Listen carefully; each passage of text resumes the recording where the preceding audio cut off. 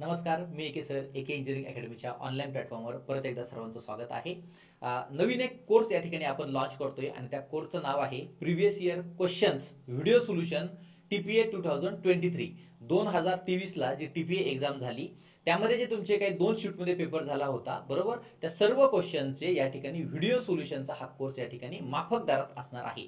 त्यातील पहिला विषय म्हणजे इंजिनिअरिंग ग्राफिक्स. इंजिनिअरिंग ग्राफिक्सचे जेवढे काही क्वेश्चन्स 2 शिफ्टमध्ये विचारले होते सगळेचे सगळे क्वेश्चन्स आपण या लेक्चरमध्ये सगळ्यात पहिल्यांदा पाहणार आहोत. ठीक आहे, बघा लेक्चर सुरू करण्याच्या आधी आपल्याला एक काम करायचं. हा व्हिडिओ युट्यूबवर आहे म्हणून सांगतोय की आपलं जे एके इंजिनिअरिंग अकॅडमीचं टेलिग्राम चॅनल आहे, सगळ्या विद्यार्थ्यांनी सगळ्यात पहिले काम करायचंय एके इंजिनिअरिंग अकॅडमी हे नाव सर्च करायचं आहे टेलिग्रामवर जाऊन. ठीक आहे, त्या ठिकाणी तुम्हाला आपलं चॅनल दिसेल, ते चॅनल जॉईन करायचं आहे. यावर मॅक्झिमम त्या ठिकाणी तुम्हाला एमसीक्यूज त्या ठिकाणी दिसणार आहेत आणि वेगवेगळ्या जे काही गव्हर्नमेंट एक्झाम्स आहेत त्या सगळ्याचे त्या ठिकाणी जे नोटिफिकेशन आलेले असतात किंवा महत्त्वाची माहिती आलेली असती ती सगळी त्या ठिकाणी तुम्हाला मिळणार आहे. ठीक आहे, सो ज्या कोर्स बद्दल आपण बोलतो त्या कोर्स बद्दल या ठिकाणी सगळ्यात पहिले आपण समजून घेऊयात. आपले जे काही टीपीए ची एक्झाम झाली होती टीपीए 2023, 2 शिफ्ट मध्ये ही एक्झाम झाली होती. त्यामध्ये नॉन टेक्निकलचे 4 विषय होते आणि टेक्निकलचे 14 विषय होते. ठीक आहे, तर हे जे काही टेक्निकल आणि नॉन टेक्निकल असं 100% जो काही तुमचा पेपर 1 आणि पेपर 2 जो आहे बरोबर, शिफ्ट 1 आणि शिफ्ट 2 आहे, याच्यातले 100 आणि 100 200 प्रश्नाचं व्हिडिओ सोल्युशन या ठिकाणी आपण बघणार आहोत आणि त्याची फीज असणार आहे फक्त आणि फक्त 199 रुपये. आता प्रिव्हियस इयर क्वेश्चन्स पीवायक्यूज का सॉल्व्ह करायचे समजून घ्या. कोणतीही एक्झाम ज्या वेळेला आपण देतो, ठीक आहे, सो मागच्या वेळेला कोणत्या लेव्हलचे क्वेश्चन्स त्या ठिकाणी विचारले होते हे समजून घेणं गरजेचं आहे. ओके, आता अजून एक महत्त्वाची गोष्ट, मागच्या वेळेला सपोज इंजिनिअरिंग ग्राफिक्सवर 2 प्रश्न विचारले, मग आता ह्या वेळेला 2च प्रश्न विचारतील का? नाही, एक प्रश्न विचारू शकतात, 4 प्रश्न विचारू शकतात. किंवा रिसेंट ट्रेंड्सवर मागच्या वेळेला एकच प्रश्न होता, मग ह्या वेळेला एकच प्रश्न विचारतील का? नाही, एकही विचारू शकता, झिरोही विचारू शकता किंवा 5ही प्रश्न विचारू शकता. ठीक आहे, नंबर ऑफ क्वेश्चन साठी आपल्याला या ठिकाणी प्रिव्हियस इयर क्वेश्चन सॉल्व्ह करायचे नाहीयेत. आपल्याला क्वेश्चनची लेव्हल कशी होती त्यासाठी हा या ठिकाणी प्रिव्हियस इयर क्वेश्चन सॉल्व्ह करायचे आहेत. मागच्या वेळेला कंडक्टिंग बॉडी टीसीएस होती, ह्या वेळेला देखील कंडक्टिंग बॉडी तुमची कोणती असणार आहे? टीसीएसच असणार आहे. सो क्वेश्चनची लेव्हल समजून घेणं फार गरजेचं असणार आहे. त्यामुळे तुम्हाला प्रिव्हियस इयर क्वेश्चन सॉल्व्ह करणं गरजेचं आहे. हा कोर्स जो आहे हा प्रत्येक विद्यार्थ्याकडे असणं गरजेचं आहे. मग आता यामध्ये काय काय कव्हर होणार आहे जर तुम्ही बघितलं तर मराठीचे 15 प्रश्न एका शिफ्टमध्ये, मग 2 शिफ्टचे किती झाले? 30 प्रश्न मराठीचे असणार आहेत. इंग्लिशचे 15 प्रश्न एका शिफ्टचे, 30 प्रश्न 2 शिफ्टचे झाले. जीएसजीकेचे 15 प्रश्न एका शिफ्टचे, मग किती झाले? 15 आणि 15 30 क्वेश्चन त्या ठिकाणी झाले. आणि रिझनिंगचे तुमचे 15 प्रश्न एका शिफ्टचे, दोन्ही शिफ्टचे मिळून किती झाले? 30 प्रश्न त्या ठिकाणी असणार आहे. ठीक आहे, नंतर टेक्निकलचं जर बघितलं असे 14 विषय आहेत, या सगळ्यांची मिळून किती प्रश्न विचारले जात होते? 40 प्रश्न. 2 शिफ्ट मध्ये हा पेपर झाला म्हणजे किती प्रश्न असणार आहे? 80 हे आणि ते 120 असे टोटल 200 क्वेश्चन्स या ठिकाणी आपण डिटेल सोल्युशन पाहणार आहोत. आणि खूप खूप गरजेचं आहे हे, जरी म्हणायला 200 प्रश्न असले बरोबर ना, पण हे 200 प्रश्न तुम्हाला समजून घेणं, पॅटर्न समजून घेणं फार गरजेचं असणार आहे. ठीक आहे, चल सो सुरू करूयात आपण इंजिनिअरिंग ग्राफिक्स मधील आपला जो काही पहिला क्वेश्चन आहे. त्याआधी फक्त एक जस्ट अनाउन्समेंट मी या ठिकाणी करतो. आपली बॅच आहे, टीपीए असेल, बीएमसी असेल, डब्ल्यूआरडी असेल, एमजीपी असेल, एमआयडीसी असेल, सिडको असेल, पीएमसी असेल किंवा कोणतीही सरळ सेवेची एक्झाम असेल, तर त्यासाठी सिव्हिल इंजिनिअरसाठी एक महत्त्वाचा असा कोर्स मॅक्झिमम विद्यार्थी हाच कोर्स यूज करतात. त्याची फीज आहे फक्त आणि फक्त 3499 रुपये. तुम्हाला काहीही डाऊट असेल, कोणत्याही कोर्स बद्दल काही डाऊट असेल, या ठिकाणी माझा नंबर दिलेला आहे 9067051404, यावर तुम्ही मला कॉल किंवा व्हॉट्सअप करू शकता. ठीक आहे, जे आर्किटेक्टचे विद्यार्थी आहेत त्यांच्यासाठी फक्त टीपीए ची एक स्पेशल बॅच आहे आणि त्याची फीज असणार आहे फक्त आणि फक्त 2999 रुपये. ठीक आहे, चला आपण जातोय आता पुढे. क्वेश्चन नंबर 1 बघा काय आहे. What is the standard size of an A2 sheet? ठीक आहे, काही टेन्शन घ्यायचं नाही, हा पहिला प्रश्न आहे. दुसरा क्वेश्चन काय आहे? What is the standard size of an A3 sheet? समजून घ्या. आता हे दोन्ही जे प्रश्न आहेत हे मागच्या वेळेला विचारलेले आहेत. ओके, आणि आपले इंजिनिअरिंग ग्राफिक्सचं मागच्या वेळेची जर तुम्ही क्वेश्चन पाहिले, फक्त हेच नाही, मागच्या वेळेचे जर जे लेक्चर बघितले बरोबर, किंवा ह्या वेळेचे जरी लेक्चर बघितले, तर त्या ठिकाणी आपण हा पार्ट देखील कव्हर केला होता. 3 टॉपिकवर या ठिकाणी इंजिनिअरिंग ग्राफिक्स मध्ये क्वेश्चन विचारलेले आहेत. पहिला म्हणजे काय? तुमची शीटची साईज. ओके, शीट साईज वर प्रश्न विचारलेले आहेत. त्यानंतर दुसरं तुमचं angle of projection. Angle of projection म्हणजे first angle projection method, third angle projection method यावर क्वेश्चन विचारलेले आहेत. आणि तुमच्या पॉलिगॉनवर क्वेश्चन विचारलेले आहे. पॉलिगॉनवर क्वेश्चन विचारले आहे. तिन्हीचे तिन्ही टॉपिक आपण मागच्या वेळी देखील कव्हर केले होते, यावेळी देखील आपण कव्हर केलेले आहेत. म्हणजे आपण घेतानाच इतकं प्रिसाइज मटेरियल त्या ठिकाणी विद्यार्थ्यांना प्रोव्हाइड केलेलं आहे, त्या बाहेरचे क्वेश्चन येणार नाही. एका शीटमध्ये 3 प्रश्न, दुसऱ्या शीटमध्ये 3 प्रश्न, असे 6 प्रश्न टोटल विचारले होते. म्हणजे एका शीटमध्ये तुम्हाला 6 मार्क्ससाठी त्या ठिकाणी इंजिनिअरिंग ग्राफिक्स विचारला होता आणि एकदम कमी तासामध्ये 10 ते 12 तासामध्ये हा इंजिनिअरिंग ग्राफिक्स आपण कंप्लीट करत असतो. समजतंय? सो इतक्या कमी वेळामध्ये एकदम प्रिसाइज डेटा फक्त तुम्हाला एके इंजिनिअरिंग अकॅडमीमध्ये त्या ठिकाणी मिळणार आहे. आता समजून घेऊयात आपण हे जे काही क्वेश्चन आहेत, बरोबर ना, 2 क्वेश्चन या ठिकाणी तुमच्याकडे आहेत. A2 शीटची साईज तुम्हाला सांगायची आहे आणि A3 ची शीटची साईज तुम्हाला सांगायची आहे. ठीक आहे? सो आपण समजून घेताना एकदम कन्सेप्च्युअली या ठिकाणी बघणार आहोत. समजून घ्या. आता सगळ्यात पहिले ड्रॉइंग शीट समजून घ्या. किती टाइपची ड्रॉइंग शीट आहे समजून घ्या. सगळ्यात पहिला आहे तुमच्याकडे A0, नंतर आहे A1, नंतर आहे A2, नंतर आहे A3 आणि नंतर आहे A4. समजून घ्या त्याची साईज, काही टेन्शन घ्यायचं. फक्त A0 ची जरी तुम्ही लक्षात ठेवली, बाकीचे तुम्ही स्वतः त्या ठिकाणी कॅल्क्युलेट करू शकता. काहीही रॉकेट सायन्स नाही. समजून घ्या. आता सगळ्यात बॉटमला जर बघितलं तुम्ही, ही काय आहे, A0 शीट आहे. ठीक आहे? हा, त्याचे डायमेन्शन बघा किती आहे. त्याचे डायमेन्शन आहे 841 mm बाय 1189 mm. बघा आता जी जास्त लेंथ आहे, बरोबर, आता किती आहे, 1189. ओके. आणि जी तुमची कमी वाली आहे ही किती आहे, 841. किती आहे, 841. आता समजून घ्या. म्हणजे A0 ची जर तुम्हाला कोणी साईज विचारली तर ती किती असणार आहे, 1189 बाय 841 किंवा 841 बाय व्हॉट, 1189. समजते? आपण जे झेरॉक्स पेज काढतो, बरोबर ना, आपण नॉर्मली ज्याच्यावर झेरॉक्स घेतो, बरोबर, ते पेज कोणतं असतं, ते असतं A4. आपण नॉर्मली झेरॉक्स ज्याच्यावर काढतो, बरोबर ना, ते पेज कोणतं असतं, A4. त्याची देखील साईज तुम्हाला विचारू शकता पुढच्या वेळेला, बरोबर. हा, सो आपल्याला इथून इथपर्यंत जायचे, काही टेन्शन घ्यायचं नाही. A0 ची साईज फक्त लक्षात ठेवायची. किती आहे, 1189 किंवा 841 बाय व्हॉट, 1181. काही करायचं, काही टेन्शन घ्यायचं नाही. 1189 लक्षात ठेवायचे. ओके. जी जास्त लेंथ आहे तिला 2 पार्ट मध्ये डिवाइड करायचं. बघा, म्हणजे इथे तुम्ही जर बघितलं तर हा तुमच्याकडे एक शीट तयार झालं 2 पार्ट मध्ये, बरोबर. हे शीट तुमच्याकडे तयार झालं. याचे जे डायमेन्शन असणार आहे तेच म्हणजे A1.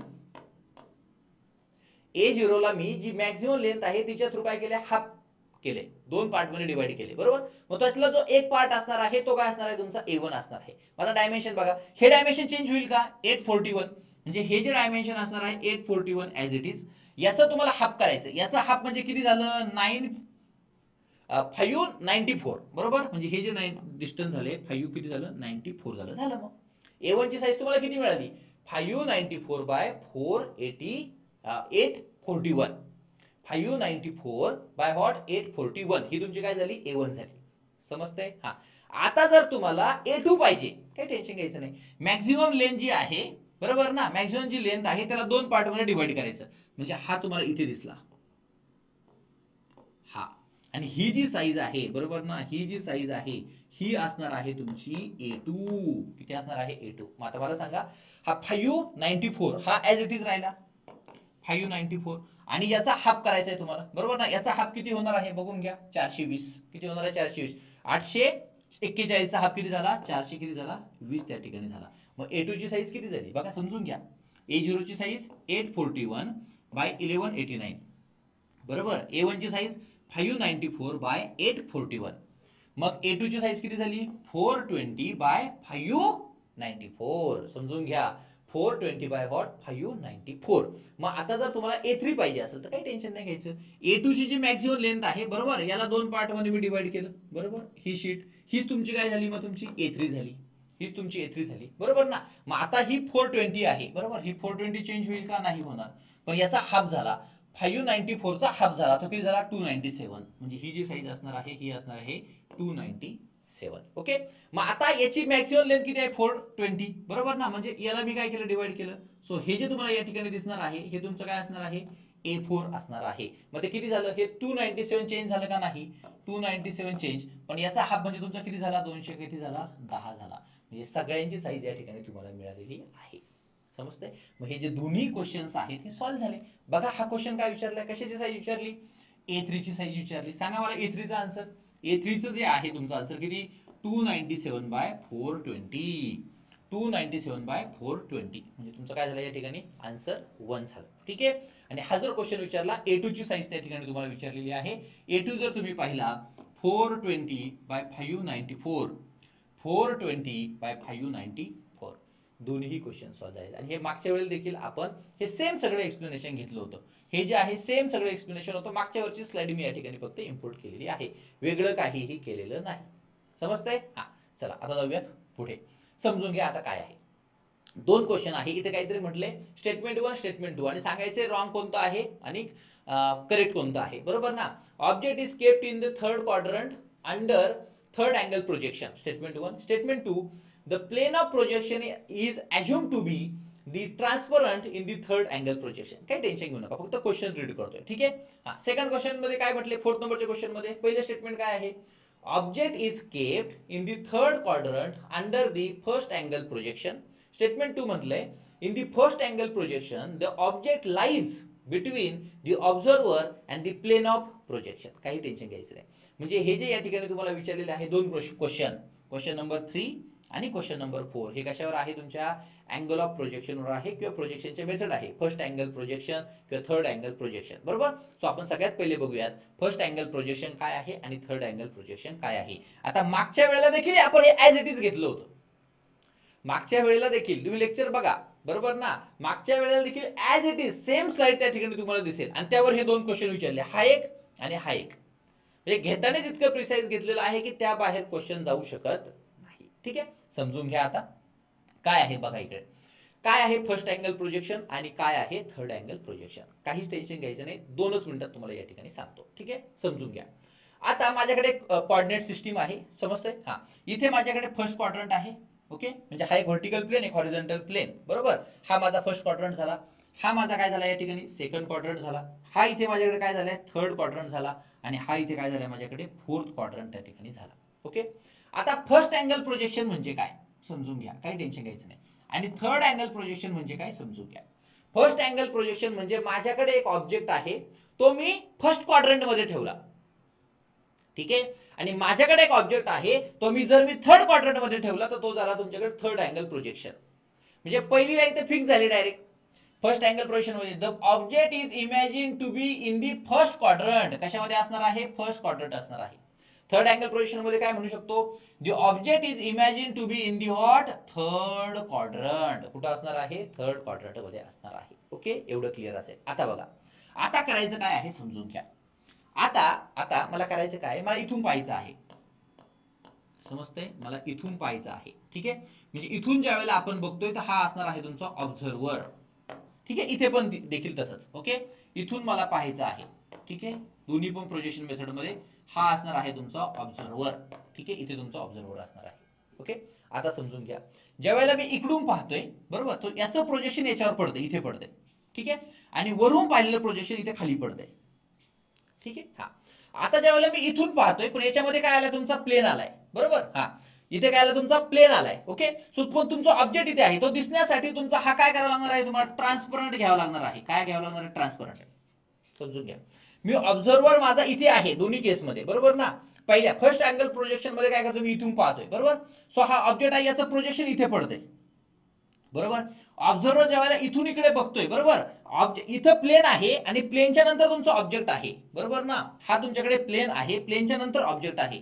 म्हणजे जर ऑब्जेक्टचं प्रोजेक्शन इथे दिसावं असं जर तुम्हाला वाटत असेल तर तुमचा हा जो प्लेन असणार आहे बरोबर ना, हा जो प्लेन असणार आहे हा काय असणं गरजेचं आहे, ट्रान्सपरंट असणं गरजेचं आहे.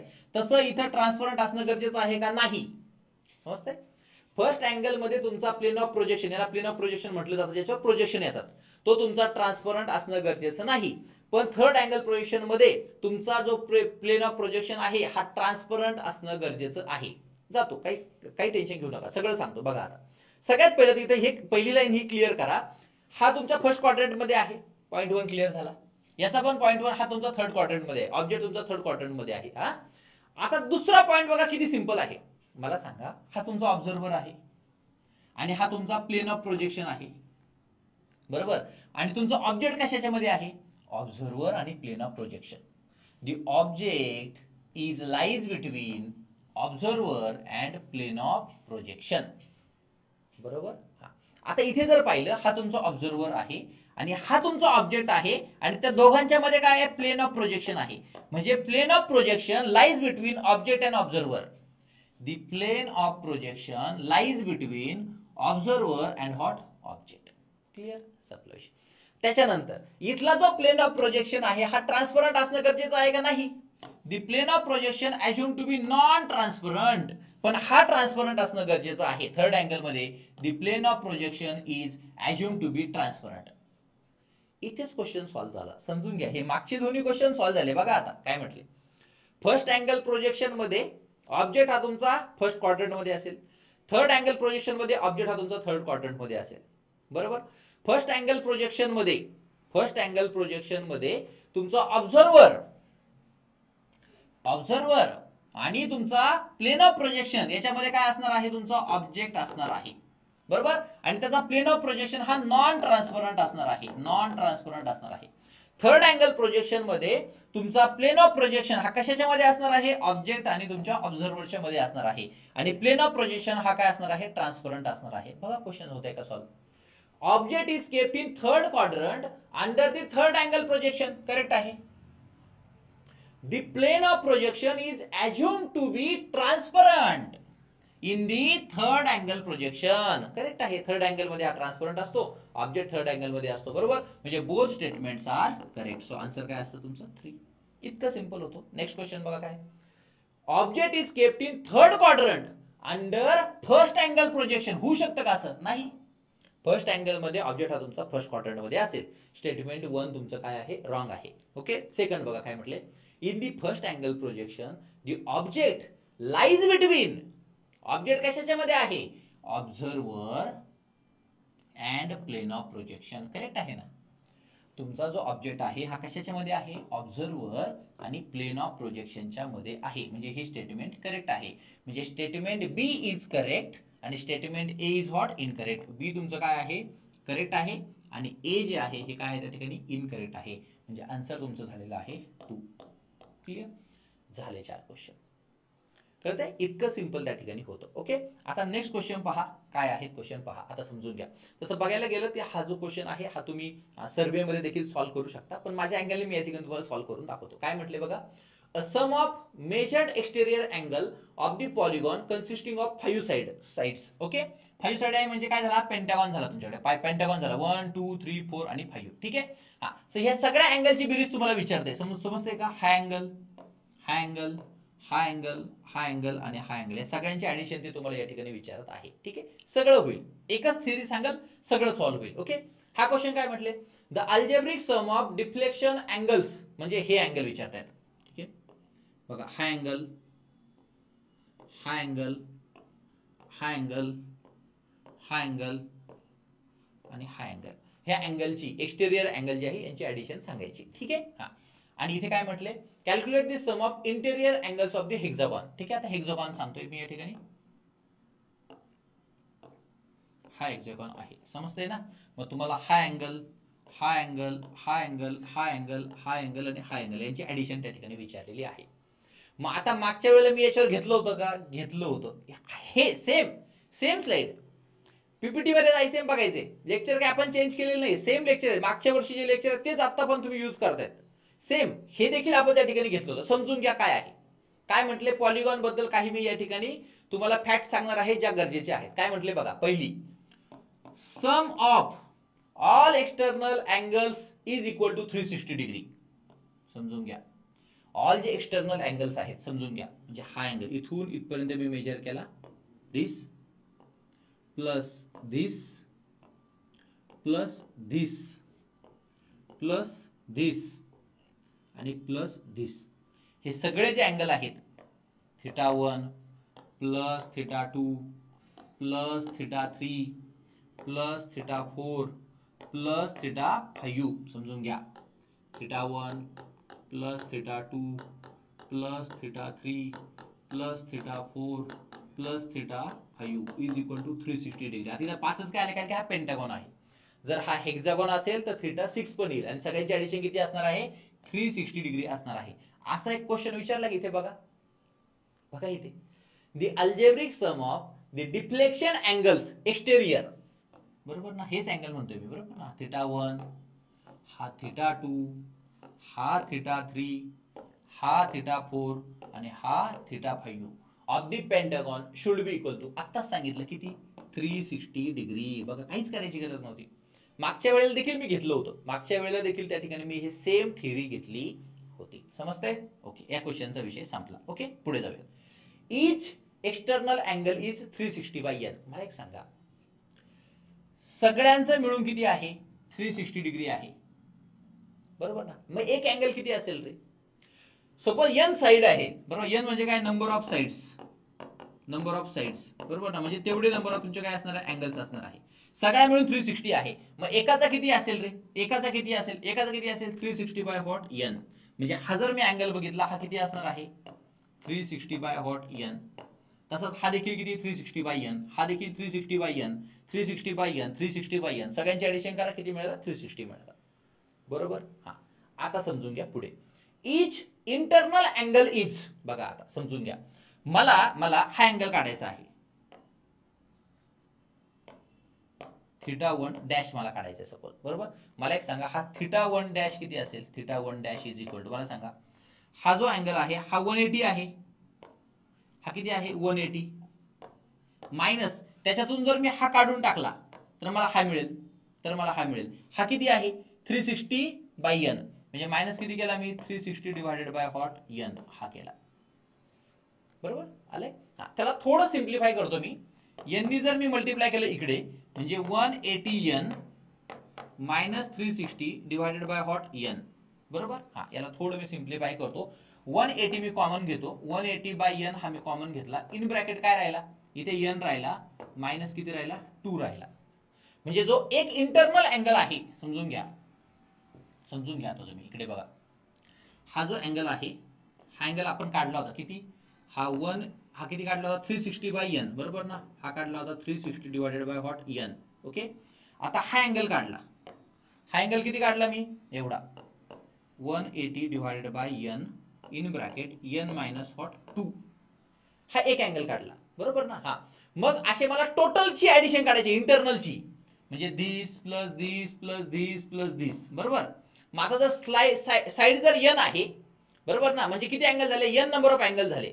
एका अँगलचा एवढा आहे, मग n अँगलचा किती होईल, multiplied by what n. So n will get cancel. म्हणजे किती राहिला, टोटलची ऍडिशन किती झाली, 180 इन ब्रॅकेट n मायनस 2. हा इम्पॉर्टंट फॉर्म्युला आहे. म्हणजे समेशन तुम्हाला जर विचारली, सम ऑफ ऑल इंटरनल अँगल, तो किती असणार आहे, 180 degree in bracket n minus किती असणार आहे, 2 असणार आहे. झालं क्वेश्चन सॉल्व. कोणताही तुमच्याकडे पॉलिगॉन देऊ द्या, ओके, आणि तुम्हाला जर म्हटलं इंटरनल अँगलची ऍडिशन सांगा, तर किती, 180 in bracket n minus 2. n म्हणजे काय, नंबर ऑफ साइड. जर हेक्सागॉन म्हटलं तर 6 टाकायचं, पेंटागॉन म्हटलं तर 5 टाकायचं, ट्रायंगल म्हटलं तर 3 टाकायचं, संपला विषय. समजतंय? मग आता याच्यावर क्वेश्चन लगेच सॉल्व्ह झाला. बघा इथे काय म्हटले, हा क्वेश्चन बघा इथे काय म्हटले, calculate the sum of internal angles of the hexagon. हे सगळे जे इंटरनल अँगल आहे यांची ऍडिशन सांगा. आताच फॉर्म्युला बघितला, 180 degree in bracket n minus 2. 180, n म्हणजे काय, हेक्सागॉन आहे म्हणजे किती साईज झाला, 6, 2, 180 इंटू व्हॉट 4, किती आन्सर आलं, 720 इज इक्वल टू व्हॉट, हे 720 या ठिकाणी येणार आहे, 720 डिग्री. झालं, इतकं सिंपल होतं. मागच्या वेळेला देखील हेच घेतलं होतं, सेम लेक्चर, सेम पीपीटी, सगळं सेम. एकही क्वेश्चन आपल्या सिलेबसच्या बाहेर नव्हता. ठीक आहे, सेम. आता इथे या, हा क्वेश्चन बघा थोडा वेगळा आहे. काही नाही, यांनी काय म्हटले, तुम्हाला टोटल अँगल विचारला. याच्या आधी आपल्याला हा अँगल तर माहिती आहे, बघा हा अँगल माहिती आहे, हे अँगल तुम्हाला माहित आहेत, बरोबर ना. हे हिरवे जे दाखवले हे सगळे 360 असतात, बरोबर ना, प्लस. मग आता मला सांगा, हा अँगल 180, हा अँगल 180, हा अँगल 180, हा अँगल 180 आणि हा अँगल 180, म्हणजे 5 वेळा 180, 5 इंटू 180. ही सगळ्याची ऍडिशन करा, तुम्हाला मिळेल 1260. किती मिळणार आहे, 1260. म्हणजे हा देखील या ठिकाणी संपलेला आहे. ठीक आहे. सो अशा प्रकारे तुमचे एवढे क्वेश्चन विचारले होते, सगळेचे सगळे या ठिकाणी मी सॉल्व्ह करून दिलेले आहे. एकही क्वेश्चन आपण घेतलेल्या डेटापेक्षा वेगळा नव्हता. ठीक आहे. सो तुम्हाला काही वाटलं तर हा कोर्स देखील तुम्ही परचेस करू शकता. स्पेशल टीपीएचे बरोबर, म्हणजे आर्किटेक्टचे विद्यार्थी आहे किंवा सिव्हिल ज्यांना फक्त टीपीए करायचं त्याची फी असणार आहे 2999. जे सिव्हिल इंजिनिअरिंगचे विद्यार्थी आहे, जे नवीन सब्जेक्ट 7 सब्जेक्ट ऍड झालेले आहेत बरोबर ना, सो ते जर तुम्हाला पाहिजे असतील तर ते असणार आहे फक्त 1199 मध्ये. ठीक आहे. या व्यतिरिक्त तुम्हाला काहीही डाऊट असेल तुम्ही कमेंट करू शकता किंवा माझा नंबर आहे 9067051404. भेटूया पुढच्या लेक्चरमध्ये. Thank you so much.